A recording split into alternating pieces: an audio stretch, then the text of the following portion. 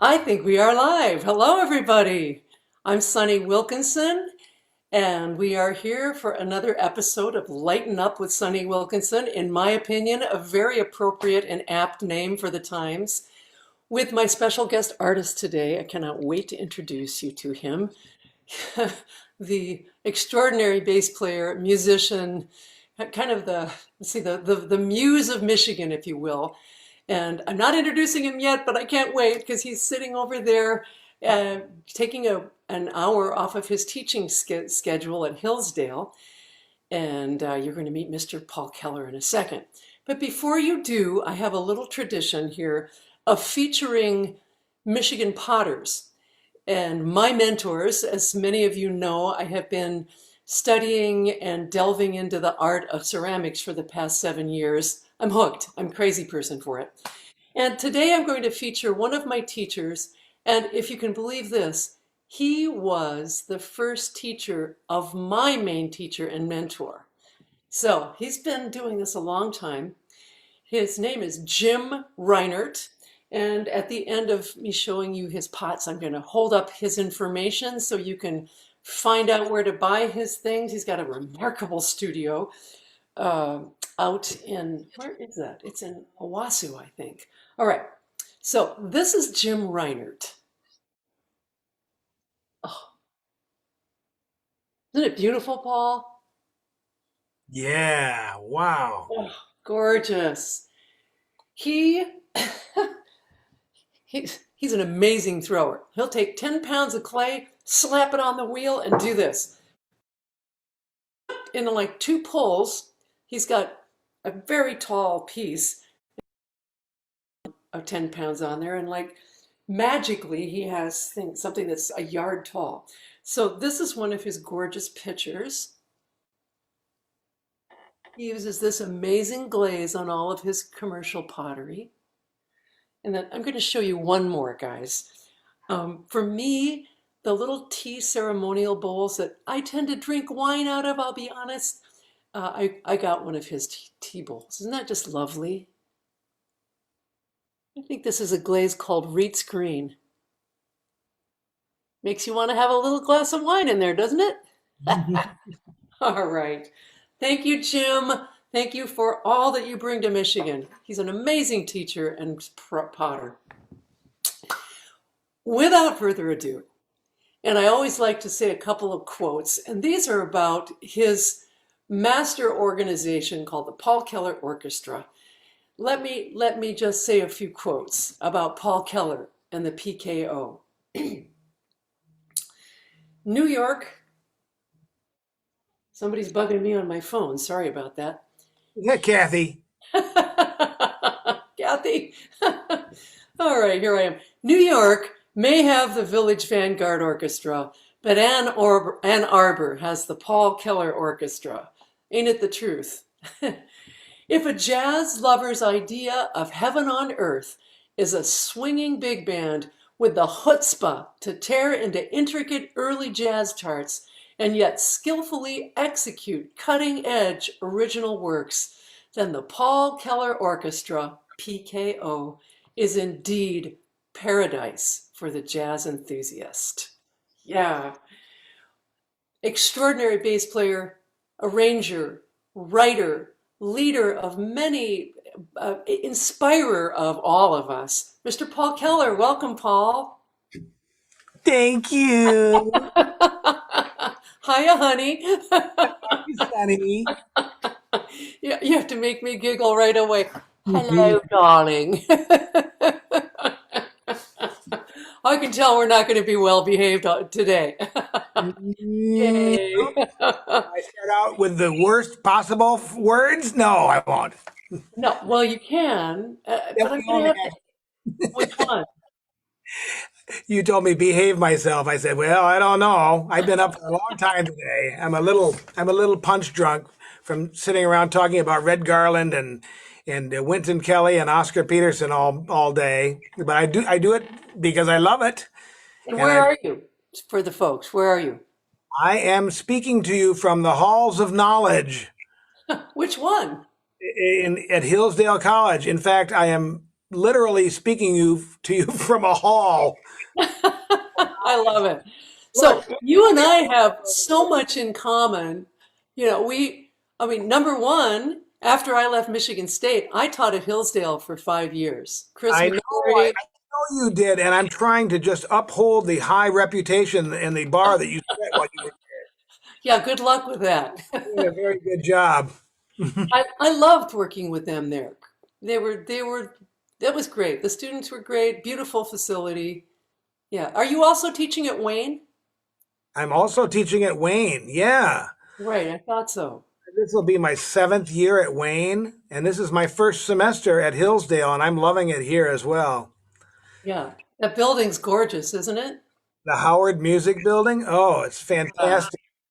And they're doing everything they can to keep everybody safe. I have a large room that I'm teaching in with uh, two grand pianos. We all wear masks. There's a air cleaner in the room, and we're separated by a plexiglass. Oh, fantastic. I'm so glad to hear they're taking all those precautions. Yep, and only two people at a time in the room. So Oh, we're good. we're doing good here at Hillsdale, and I'm proud of them. I'm glad to be on the staff, and I just like to come here and talk about jazz and try to figure it out. Some people talk about music theory, and their eyes glaze over right away, Yeah. right? But I say music theory is just figuring out music, right? Do you know what's interesting for me? I had classical theory. Of course, I mean, I came up in a musical family, so I played piano, I played trombone, I read Really? bass Trombone? clef- I didn't know that. I played for I played all through college. I was raised in Minnesota where they had a fabulous band program. As a matter of fact, the high school band played for one of the inaugural events for President Kennedy. It was just so I got my foundation on trombone in a, you better play well or you're out of the band, right? So, but what was my point? I wanted to say something. Oh, music theory in college, right? Um, I liked it, but it was taught in such a way that my eyes glazed over. And I started to love jazz theory when I started studying jazz theory, you know, because you can pull it apart and then you know why you're singing what you're singing, what they wrote. Right. I want to know that theory so that I can use it. Yeah. I So, mean, that's it. I want to know why these songs work the way they do. I want to know why this works. A boom ba boom boom boom boom boom boom boom boom ba ba ba ba ba ba ba. You know what I call that? wah, wah, wah. That whole lick, I call it our old friend. It's one of my idiosyncrasies. Why? Because we play it 10 times in every song. Ba ba ba ba ba ba ba ba ba ba ba ba ba ba ba ba ba. Right? I'm a bass player. But yeah, the theory behind that is well, it's a two chord, a five chord, a one chord, da da da. If you want to get classical about it, subdominant, dominant, tonic. Yeah. But I mean, whatever labels you put on it, I just want to know so that I can play speaks Latin, that's satin down. Boom, boom, boom, boom, boom, boom, boom, boom, boom. See, that to me is the end game of the theory. I don't Yeah. I don't care to know the theory just to know the theory. I only care to know the theory if it's going to help me play the tune and get through a good set, get a standing ovation, get paid well, and get invited back. Absolutely. There's That's why one I more want to thing know the on theory. that I love with I tell my students this too, and it was sort of a realization for me, a hard part in a tune. I just couldn't get it. And then when you tear it apart and look at the theory, well, usually it's because that melody line is landing on a flat nine or a flat 13 or something that's extra juicy. And then when you hear where it is in the chord, you go, oh, yeah, I get that now. And Right. it just makes it all make sense, right? You just said juicy, and The word that I use to describe those notes is the delicious notes. Yeah, delicious notes. Yes, those are the those inner wonderful 13 to flat 13. Oh, the flat nines and yeah, the raised fifths. I love them. I do too.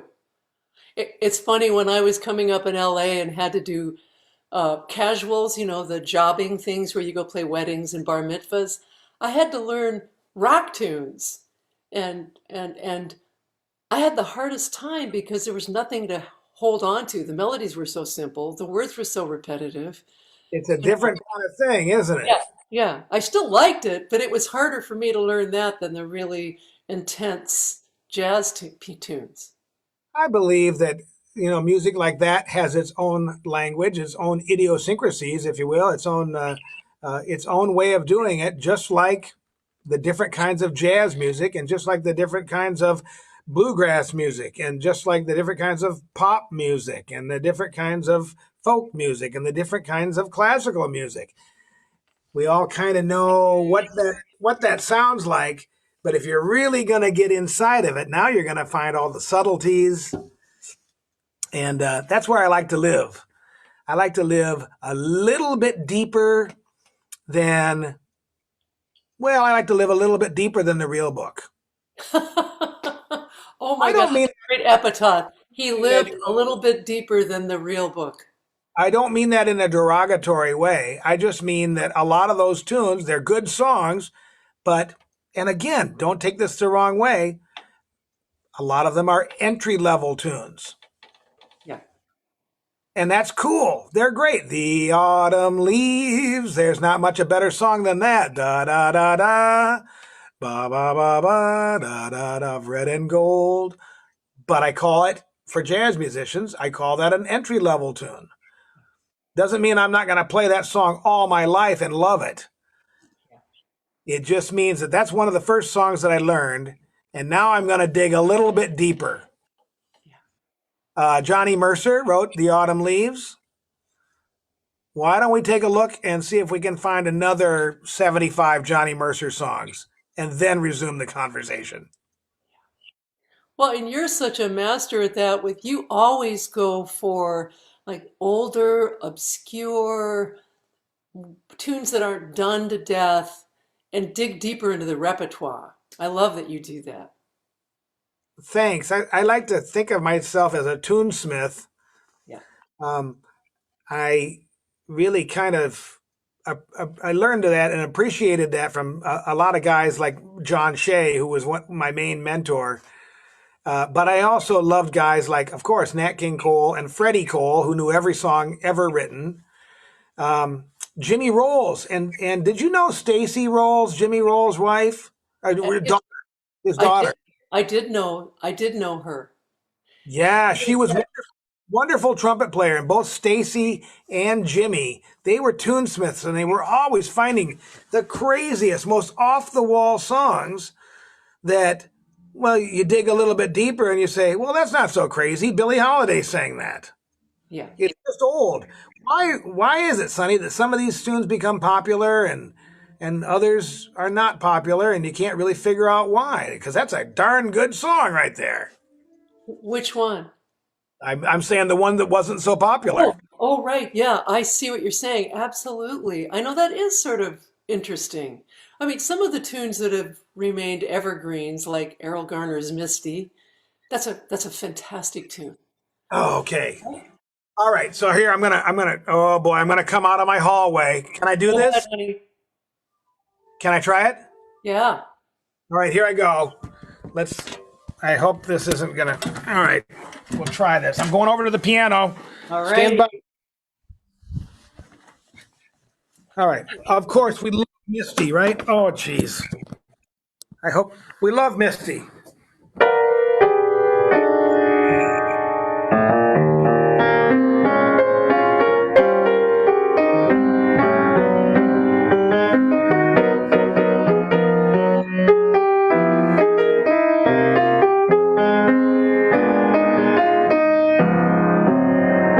you ever heard the sister song to Misty called "Dreamy"?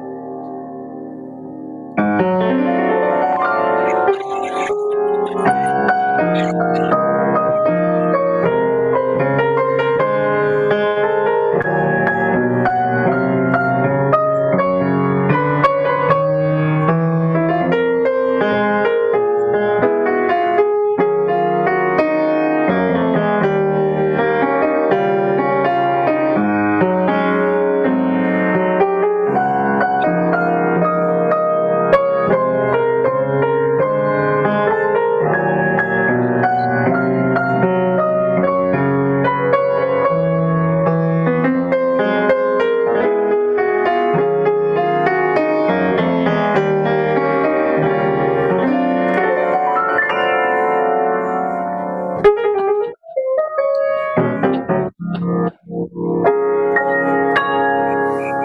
Yeah, yeah, that's beautiful. it's practically like Misty. Yeah, I'm writing it down. Dreamy. Yeah, it's practically like Misty, and it's written by the same guy. Why do we all know Misty? Why don't we all know Dreamy? It's just as good. It makes me want to play Misty less and play Dreamy more. Yeah, absolutely. Not because I don't like Misty, but because I just like going down a little bit, drilling a little deeper. Yeah. It's kind of fun. So enough about that. Well, Plugging in now so I don't lose you. all right, dear. Here I Well, go. I know that people out there would like to know a little bit more about your career and about the ensembles you're playing with. I mean, you're so prolific, Paul Keller. Eh, Well, I'm Can I, old. can I'm I? old. Just keep doing stuff, so that's why I'm prolific. No, I don't think so. I don't think it's because you're old. I think it's because you're always enthusiastic and involved. You're always into the music. And I mean, you're almost playing every single night of the week, right? You keep that. How long Right. has the Paul Keller Orchestra been going on, for example? Well, not counting the last 7 months, Not counting that. 32 years. Hard to believe. 32 years. Every Monday night. Every Monday night, first at the Bird of Paradise, then at the new Bird of Paradise, then at the Firefly Club, then at the new Firefly Club, then at a joint in Ypsilanti for a year, and then for like the last 7 years, we've been at Zalgaz Grotto in Ann Arbor. Yeah. And it's been terrific. It's been terrific for us to play every week. It keeps our knife sharp. It also has been a chance to, well, to connect with special guests like yourself. We've had tons of special guests like yourself who have come in, brought their own material, which is fun for our band to read new material, especially really wonderful and challenging material like yours, like your book written by Ron. Love that book so much. We haven't done that in a long time, but I hope we can do it again. I hope so. And another thing that has been really rewarding for us on Monday nights is that it's not only rewarding, but it's been it's kept us alive. And that is that we have a different high school, middle school, or college jazz big band that comes in and plays on our break and then plays with us in the last set. What So an experience for them. oh yeah, there's about 1,000 kids every year that come through the Zalgaz Grotto and get a chance to play with the pros. Yeah. They do their own thing. They play their own set of prepared material, and then we invite them to come back on, stand over the trap door, and take a solo. That's just great. Honed by fire, right? That's right. You never Right? know if the trap door is going to open or not. Yeah, absolutely. That's great. And let's talk a little bit, well, history. I met you. We played together at the Macomb Center for the Performing Arts. That's the first time I met you. That was a long time A ago. long time ago, Larry Teal brought me out. I think we might have opened for the Hilos or for the Rob McConnell and the Boss Brass, Oh yeah, that's right. That's right? right. And Jimmy Ryan was playing drums, I think. Yes. What a fun concert. And Gary Shunk was playing piano, is that right? Maybe? Right. That's when I met you. Yeah. What year was that? 1992 Right around there. something? Yeah. We were young. Yeah. I think so. 1992, I think. Something like that. And then when I moved out here, you were so gracious. We played quite a bit together, you and Carrie Coacher. And then you invited me down to the Bird of Paradise and I sat in with you. And then Ron Brooks started hiring me a lot at the Bird of Paradise. So it was really because of you. Oh, well, I just like to play with people I like to play with, and you're right there at the top of the list. So it was a natural progression. We have a good concert, then all of a sudden we want to do more gigs, and then people that I know hear you and they want to work with you too. Yeah, that was wonderfully wonderful fun. Yeah, and Ron is still doing well, still playing bass, doing great. He's he's a different person now that he doesn't own the club. He doesn't have the stresses and the pressures of that, and now he can just be a bass player. And I heard him the other night. He sounds great. He's Oh, done that's wonderful. I'm so glad to hear that. done an awful lot for a lot of people around Southeast Michigan, the jazz community. I Ron should Brooks. have him on as a guest. I'm going to do that. Yeah, That oh, would he's be got plenty to talk about. Oh, yeah, oh my God, he's got a. And then also, uh, Susan Chastain has a long history with you singing in your band. Tell us a little bit about that relationship. Well, Susan started off at the Bird of Paradise as the bartender, and then she became the manager, and then we brought her out from behind the bar to sing. And hey, guess what? She's good. Yeah. And she just became the band singer. It was kind of a fun little thing. Hey, let's bring the bartender out. Everybody get a drink, and now she's going to sing a few songs. And one thing led to another, and we got a whole big library of big band tunes together, and small group arrangements, three horn stuff. Okay, first of all, the big band book is like this. All right, that's maybe 50 tunes. That's good. And then the three horn book is like this. That's about 75 tunes. And then the small book, that's the lead sheets and the chord changes written on cocktail napkins. That's about a right.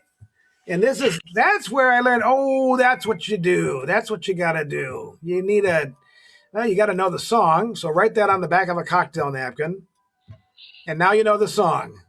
But you can't do that with a big band arrangement. No. I mean, you can do a bit of a riff, and there's plenty of examples of Count Basie and Duke Ellington making big band arrangements with no paper. Yeah. And we like that. We like that kind of riffing, but it takes a team that kind of knows how to do that. Saxophone section working together. Shup ba ba ba doo da da do shoot doo doo doo doo bop ba ba boo bop boop ba dee da doo doo doo doo doo doo doo bo bo bo ba ba. But that only takes you so far. You can only do so simpler tunes with simpler harmony. Blues, rhythm changes. You start getting into something with some chords, much, much harder to riff like that. Yeah. So, Yeah. And now your muse is Miss Sarah D'Angelo, who we adore and love. She's such a light. yes, she is. And guess whose birthday is today? It's Sarah D'Angelo's birthday. It's Sarah. Happy birthday, baby. Oh, It's here we Sarah go. D'Angelo. Sarah, I think you're watching. I made her a rhubarb pie yesterday. Yesterday morning, the rhubarb was in the ground. I went out and cut it, made her a rhubarb pie, and took it over to her house. And she wasn't there, but I know that she is watching today because I dropped it off with her husband. And so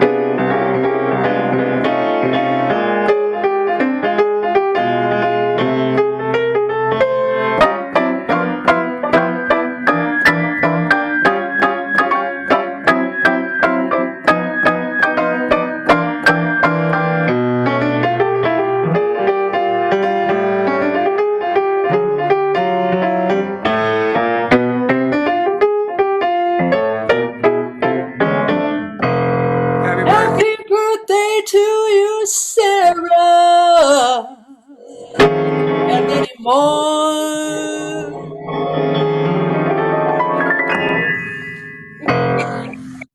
Oh, that was a treat. Yeah, yeah. Sarah, happy birthday. Happy birthday, Sarah. I Sarah can't is, I can't wait until we can get the latency out and I can sing while you're playing. oh, yeah, it's just a little bit behind, isn't it? Yeah, it is behind. Hey, I would, while you're regaining your position there, let me play one of your tunes from your record, Like to Riff. Oh, yeah, we like to riff. I do like to riff.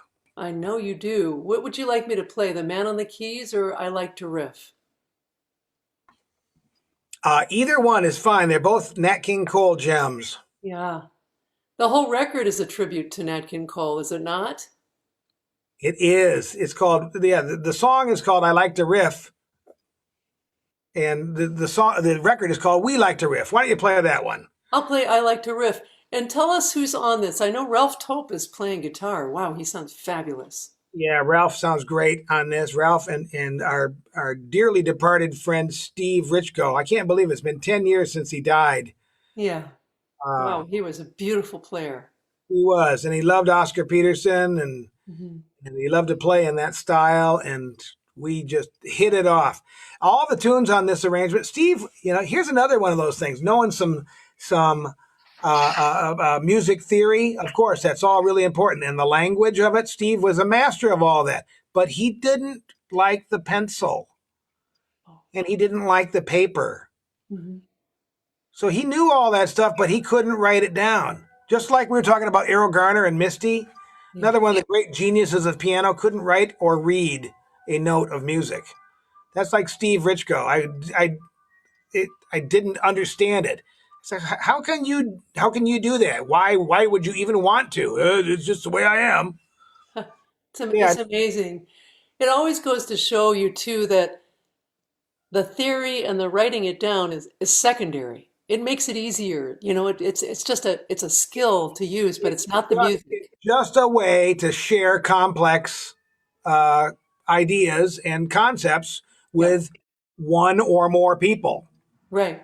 It's Right. like reading a book. I mean, what are you going to talk? Is every book going to be oral, an oral tradition? No, you got to write stuff down. Yeah. And so that brings me to this: is that all that material with Steve, we never wrote it down. It was all memorized. And Wow. so when he died, a lot of that went away, and it was only left to me, who I had it memorized, and I never really got to writing all of it down anyway. In fact, this tune that you're about to play, I keep telling myself every year, I got to write that thing down so I can play it with other people. Because right now, the only guys that know it are Ralph, Steve, and me, and Steve's gone. So anyway, yes, indeed, it is the writing. The writing is just a way to get to it. But another thing is you can save it, and it helps you remember it 10 years later because you look at the thing and say, "Oh, it's like this." Then you put it away again. And it helps pass it on to the next generation. You're right. I mean, for me, I always learn a tune better if I can see it. I just do. I can But hearing but is I got to do that you too. are But if I can also read it, then I can get it quickly. but you are also very in touch with your ear. Yeah. Learning it by ear is part of it. I think if you can read it a little bit and learn it by ear and do it either all the way by reading or all the way by ear or a combination of both, it helps you with every song you play. Yeah. Absolutely. It Yeah. doesn't mean you got to read every song, and I can play for years and years without reading any music, but I like to be able to read complex ideas and Yeah. share the complex ideas with other people. And that's where the writing comes in. Absolutely. Now, Eddie Erickson is on voice on this, right? Is that the voice or is that? Eddie is on. Yes, Eddie Erickson's a great singer and guitar player, banjo player, but he's not on this particular one. This is one of the shouting tunes. Oh, so The it's all gang. you guys. Oh yeah, maybe he is. Maybe it's four of us shouting all this. Eddie sings the ballads and the beautiful songs. And then when we get to the gang vocals, we're all shouting. I call it shouting in rhythm.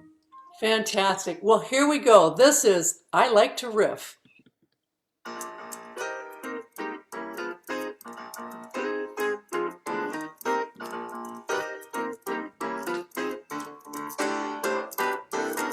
I like to riff, doodle-bop-doo-ba-ba-doodle-da. I like to riff, ba-ba-doodle-ba-da, da-ba-ba-doodle-ra-ra-ba-ba-doodle-da. Riffing is the thing for me. I like to riff 'cause it puts me solid in the groove. I like to riff, ba-ba-doodle-ba-da, da-ba-ba-doodle-ra-ra-ba-ba-doodle-da. Riffing is the thing for me. If you want to have some fun here, and happy rhythm makes you flip, grab a major scale and run, dear. Pop-a-titty-pop, zip. I like to riff, 'cause it makes me feel so fine. I like to riff, takes your troubles off your mind. Ta-ba-ba-doo-da-ra-ra-ba-ba-doo-da. Riffing is the thing for me. Well, you can riff like this, riff like this. Ralph, Ralphie. swing, baby.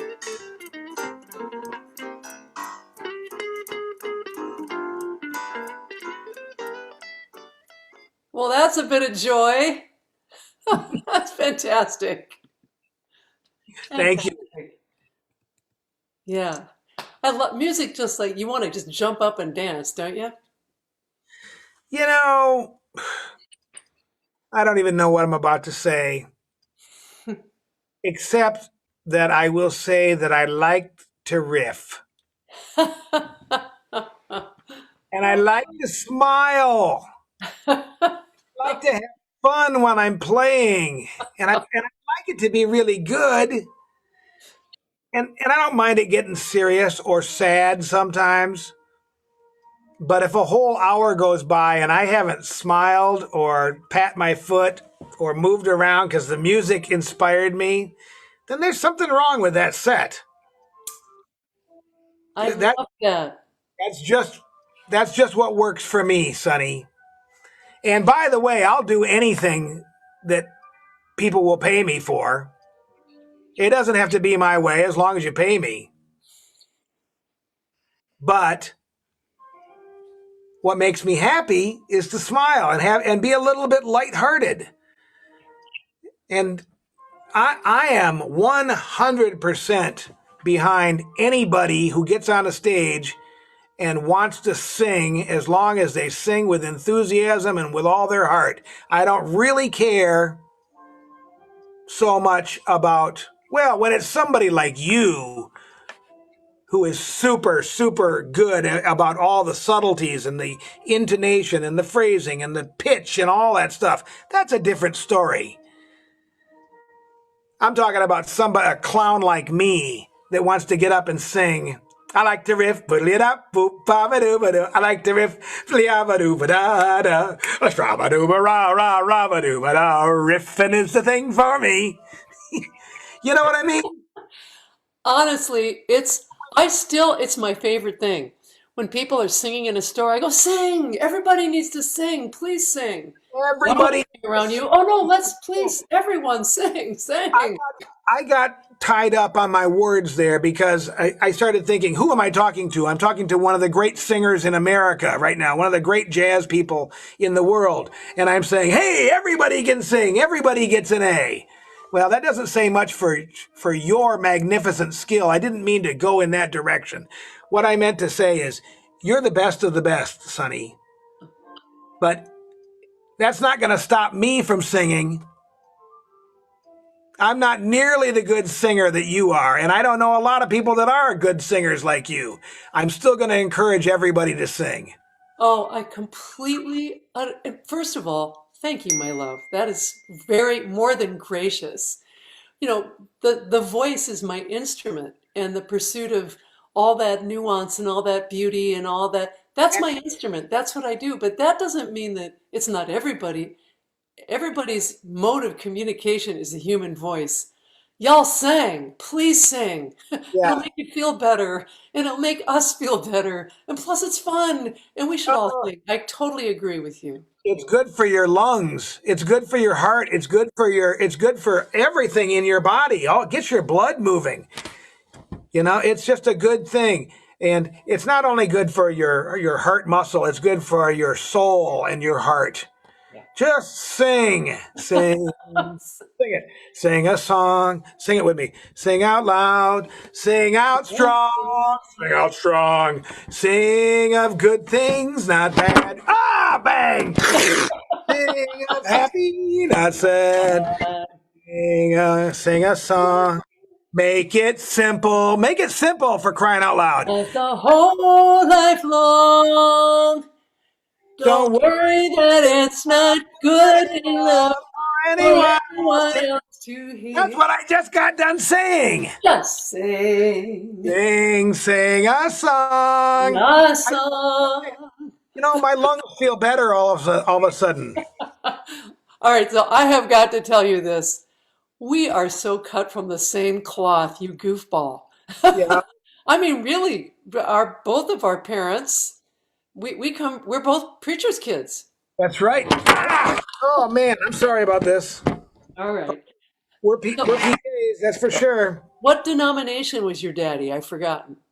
United Methodist minister for 45 years. He just passed away almost about a year ago, right about Oh, right about this time.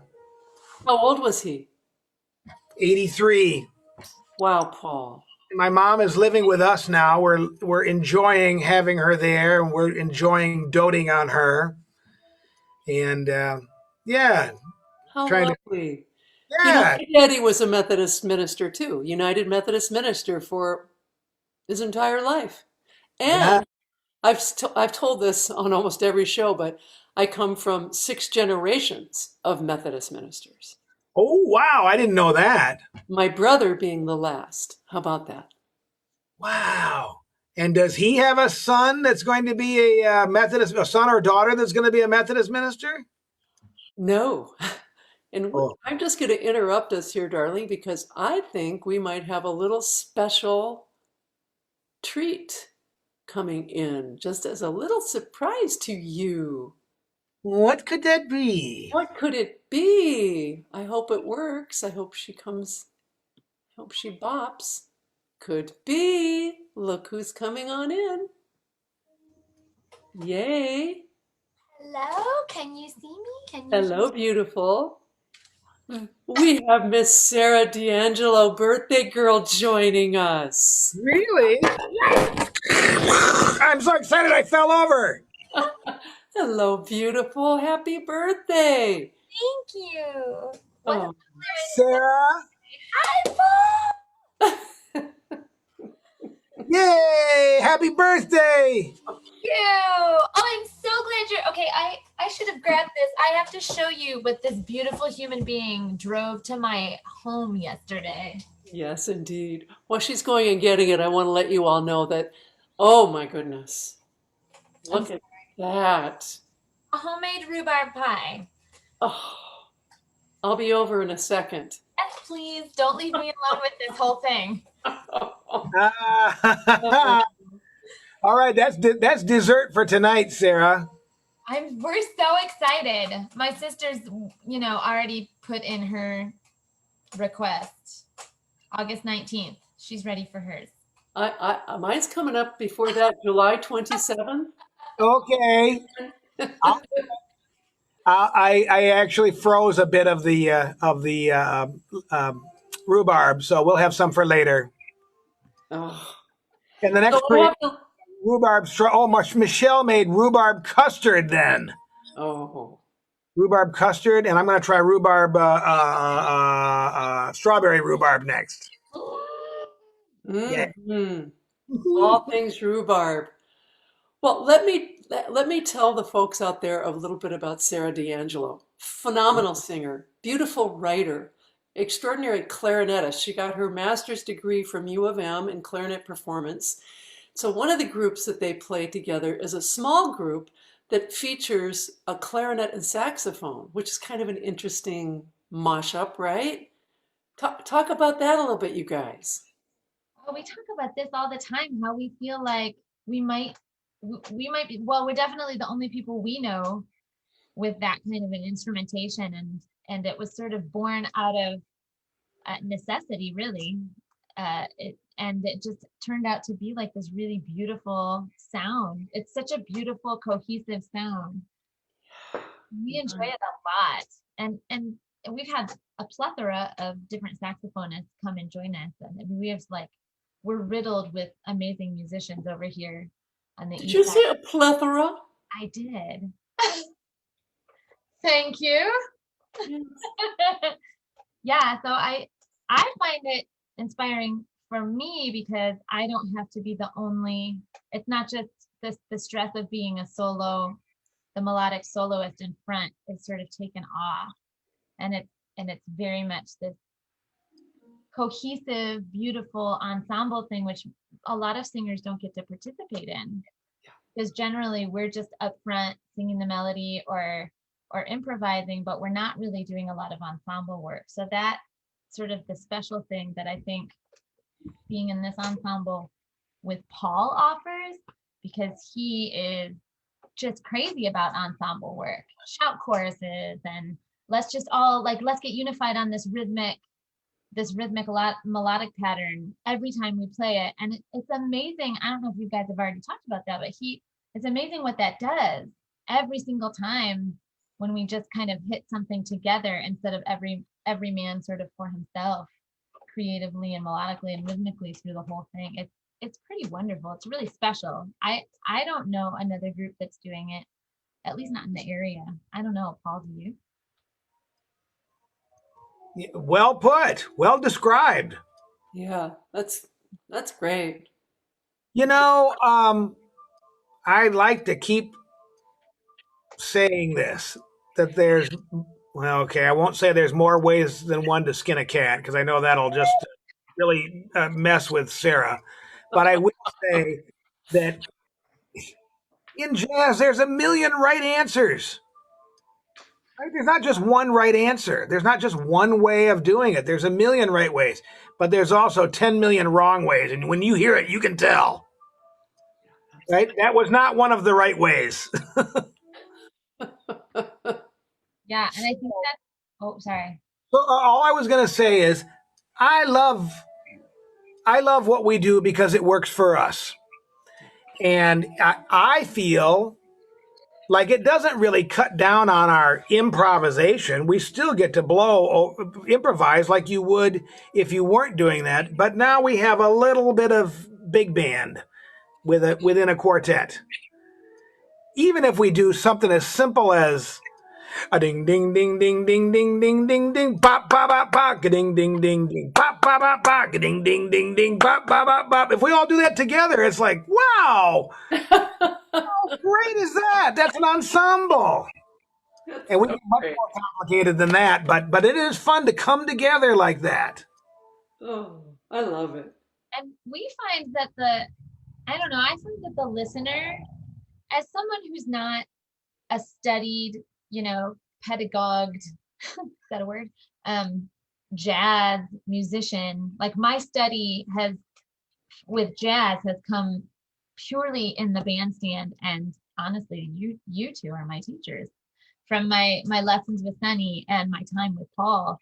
And as a person who doesn't have that sort of pedigree, I can relate to the listener who can sometimes get lost in how complex and harmonic jazz can be to an uneducated, I suppose, and inexperienced. We have an array of listeners, and every time we give them something like a shabada bow that repeats, they have something to like root into, like, oh, I recognize that. And it immediately, like, without them having to think that conscious thought, they're immediately put at ease with a song that might not be familiar to them, but like as soon as they hear something that their brain can go, oh, I've heard that before and I liked it.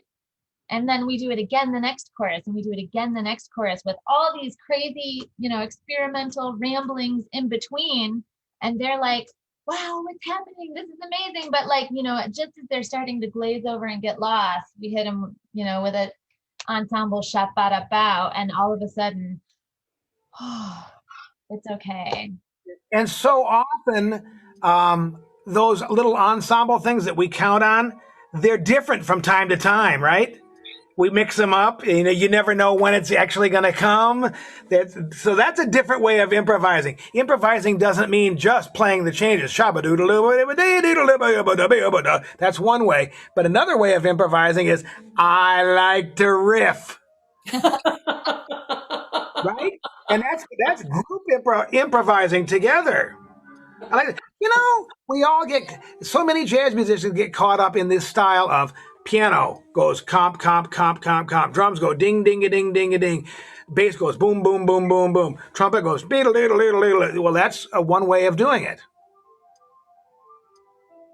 Does that mean I got to do that for the whole rest of my life? Right. No, no. I mean, I like that. I'm not going to throw that out, but I need more in my life. I need more in my life besides just going boom, boom, boom, boom, boom, boom, boom, boom, boom. And I that want to play the melody every once in a while. I want to do it in harmony with Sarah. I want Sarah to play the bass and I'll sing the melody. I want to see that myself. I want to switch roles.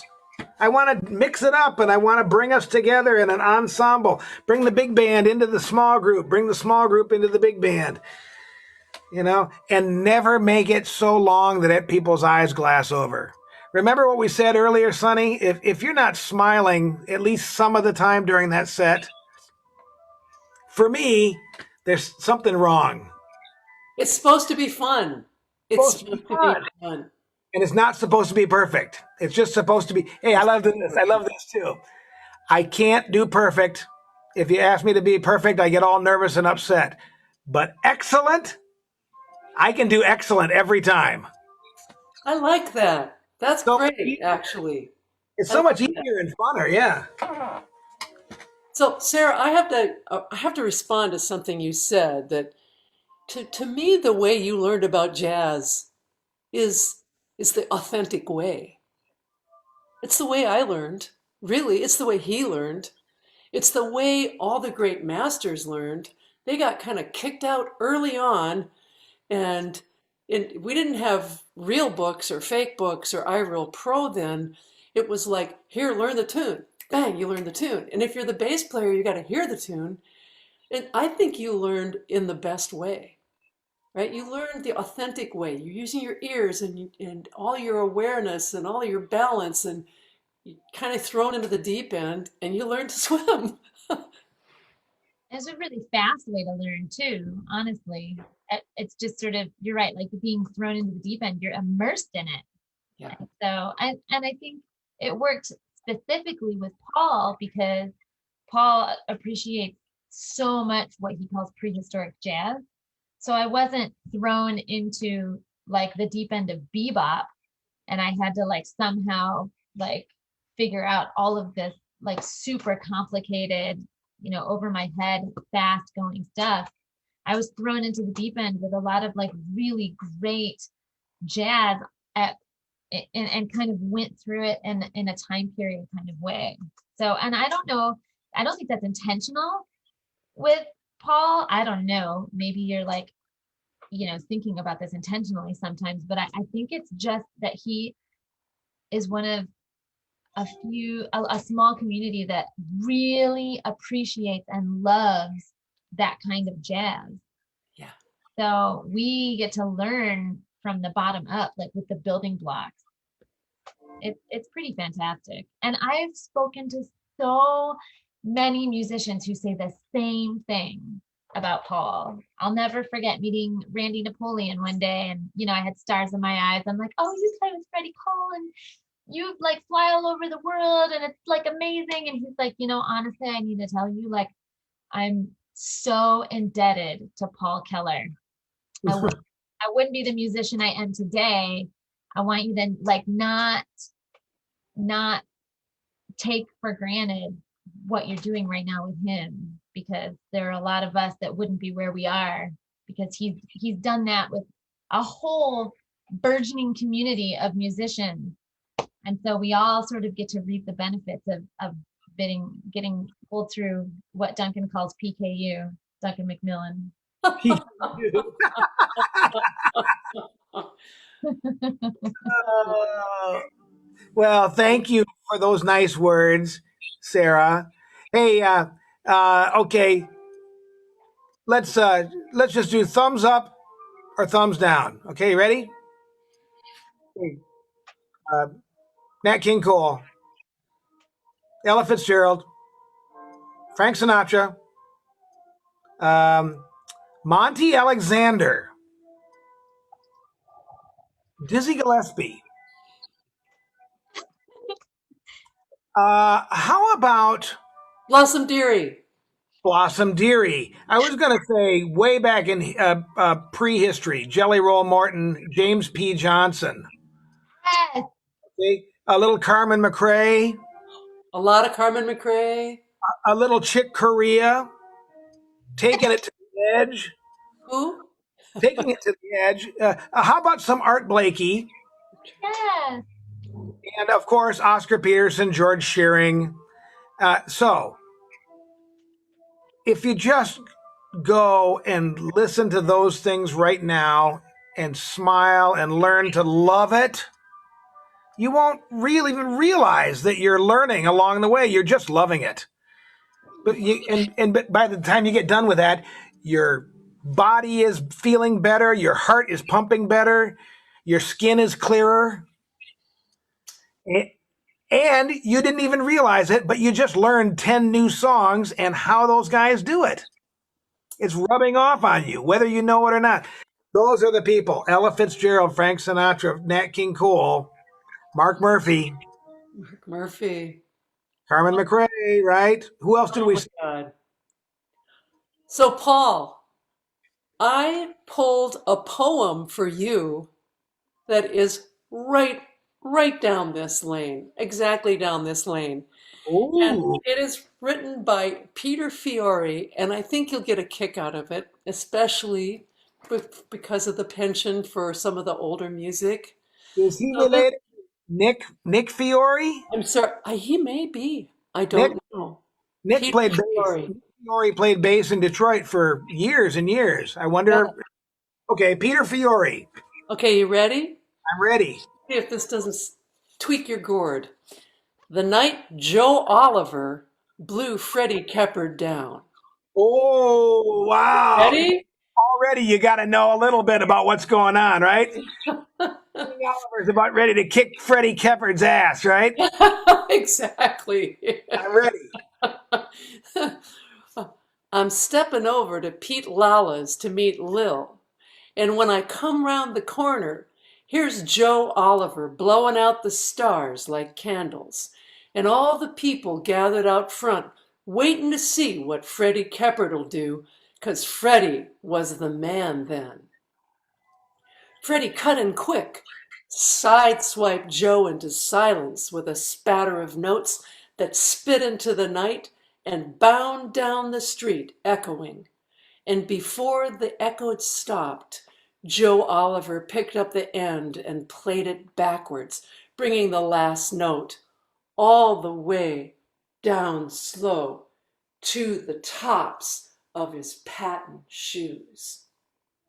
Freddie smeared him there and then started cakewalking home, but he'd left too soon, 'cause Joe got back up, hung a note out beyond the stars like none of us ever heard before, and then Joe Oliver bugle called so mighty and so strong when Freddie tried to move him over, he only got a whisper of the first note out before he knew he didn't have the breath. Then Joe Oliver turned and began marching the people down the street of the pearly gates, and all Storyville rocked to his rhythm.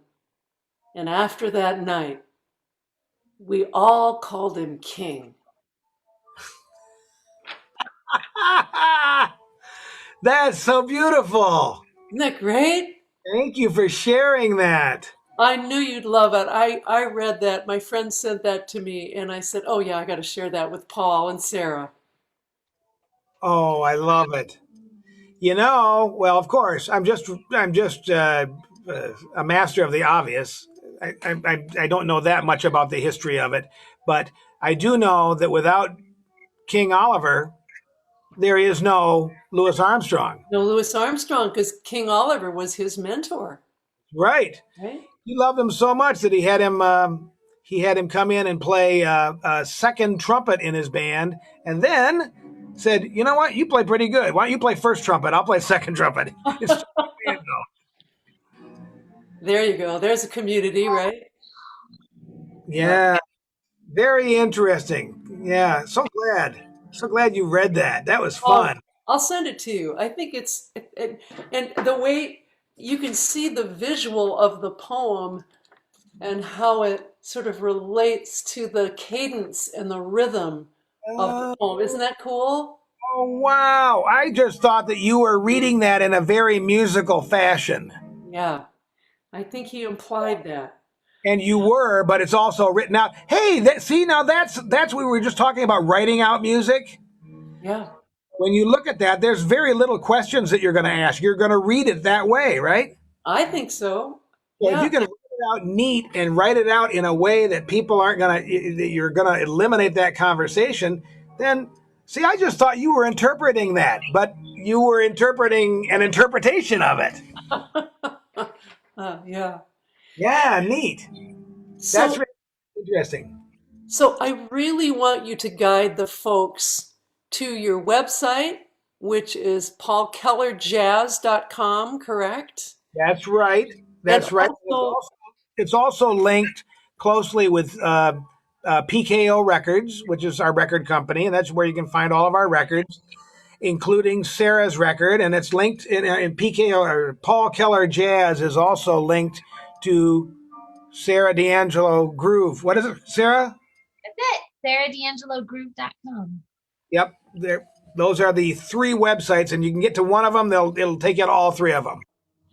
and Paul is, I mean, honestly, impresario is kind of an old-fashioned word, but you are, right? You have PKO records, and a lot of Michigan artists are on your label, right? And you've Well, given them such a big opportunity. How many people artists do you have on your label? Or how many records, let's say? Well, impresario is an old-fashioned word, and records are an old-fashioned, antiquated way of saving music. And I only work with, other than Sarah and you, I only work with prehistoric musicians. Well, you've got tons of people on your record label, We and have we have 80 records on there right now, yeah, and two more are just about ready to come out. Pete Sears, he's very prolific. He's got another new one coming out, nice. and we have a one with Sarah. It's we have already two Paul Keller Christmas CDs, but none of them with Sarah singing. And this new Christmas CD, which I hope will be out in about 6 weeks, has Sarah singing or playing clarinet on every track. All right. All right. And Sarah, your new record with your original stuff is on there as well, right? Talk about that a second. Yeah, it came out January, and then I dragged my feet a little, and then COVID hit, so maybe we'll actually release it again. That really actually even came about. I had the courage for that because of my experience with Paul. I think one of our first times hanging out was in his old house in Ypsilanti, where he sat me down and he's like, "We're gonna write a big band chart together. Ready, go!" And I was like, I remember this. That was so silly. Oh man, I had about five pots of coffee, and so I was like moving pretty fast. I can remember looking over at you too. You had that look on your face that you just did. I had been a purely classical musician for like the entirety of my life.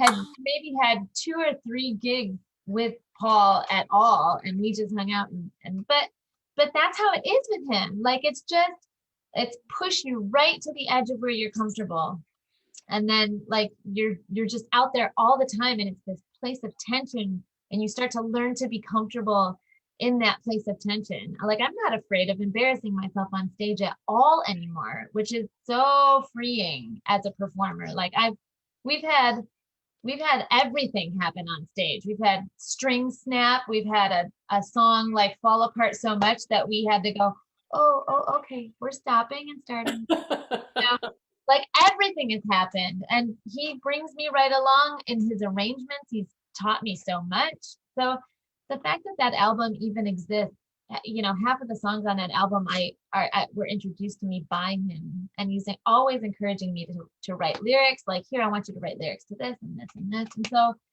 that album is really kind of like it's my baby, and I don't know if it was great. And I'm like, oh, okay, I'm glad that's over. And I think also the thing that helped me was when you said I was fretting over it like crazy, do I, don't I, what do I put on here? I'm freaked out about how it's going to sound.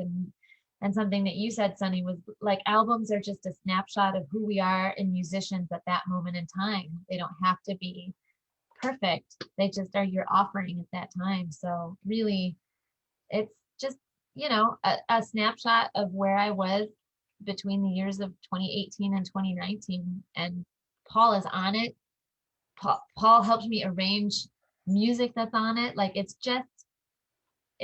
makes me feel so good to have it done. And it really, I feel so lucky to be involved in this community.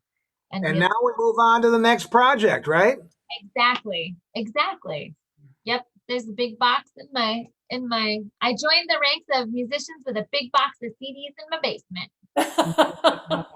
Well, you haven't really arrived until you see your record on eBay for like $1.30. Then you know you're really in the group. It's like, oh, look. Wow, he must be good. I do get like the Apple updates. Apple sends me an email every week of how many listens that I get. And, mostly it's like a 0 and a 0. So it's really good for my humility. I'm like, oh, look, I got a listen. Someone found it. Hey, listen, we've been talking about this CD. Tell them the name of it and where do you and how to go listen. Yeah, give it a commercial. Oh, yeah, I'm real bad at this. It's called Medicine Man. It's a compilation of music. Music is the thing that we all do to soothe our whatever, our sadness, to express our joy, to calm our nerves when we're afraid. And so the whole point of it is a whole list of tunes that have done that for me. Really over the past experiences, I wrote experiences about the past 40 years of my life and compiled it into this one album. And you can get it on my website. You can get it at PKO Records. It's everywhere. It's on YouTube and Apple and iTunes and Shazam, and it's everywhere. Feel. If you really want her to make another one, then you'll buy it. Absolutely buy it. Yeah, I am so sick of you people out there that want everything for free. Y'all can just go to hell. Preach, baby, preach. Yeah, no kidding. You want to make a new CD, then pay full price for it, because I am not made of money. Pay for the product, right? Well, yeah, absolutely. Well, come on. I got to eat too. Speaking of eating, I'm so sorry to say goodbye. I have a student waiting for me. So all right, sweetheart. Well, hang on. Thank you for joining us, Sarah. You beautiful, wonderful woman. I'm so glad, and happy birthday. I think he's going to sing to you again. You're serious.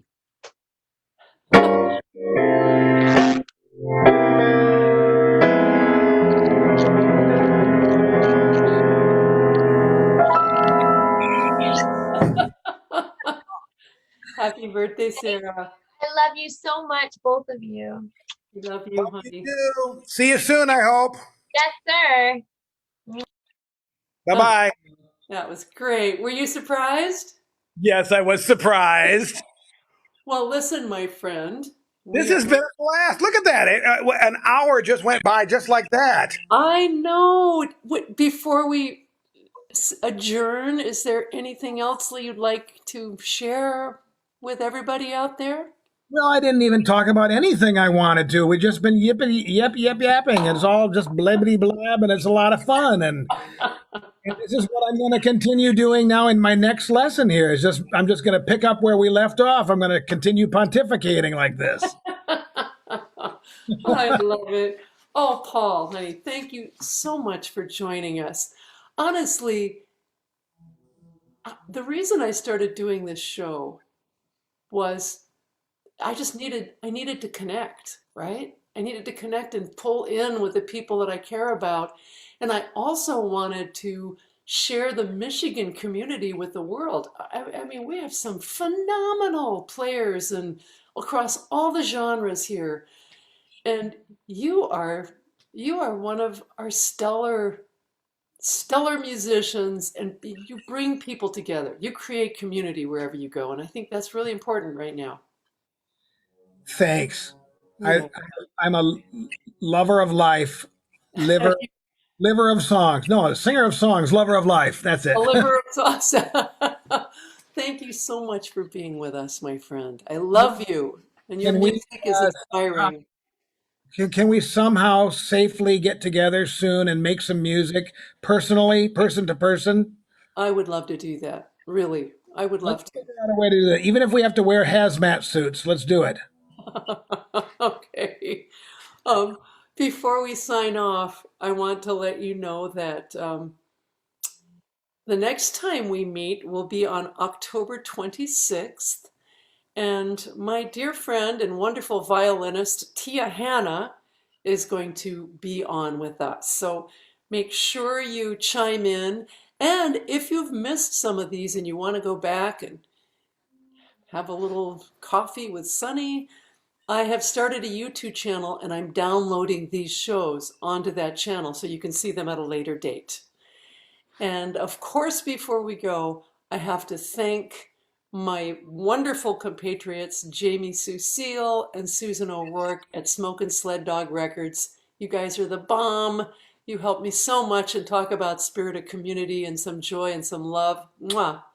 So, goodbye, everybody. Thank you so much for being with us. Bye. You want to hold on a second, Paul, to stay a minute? Okay, I got to run pretty quick. All right.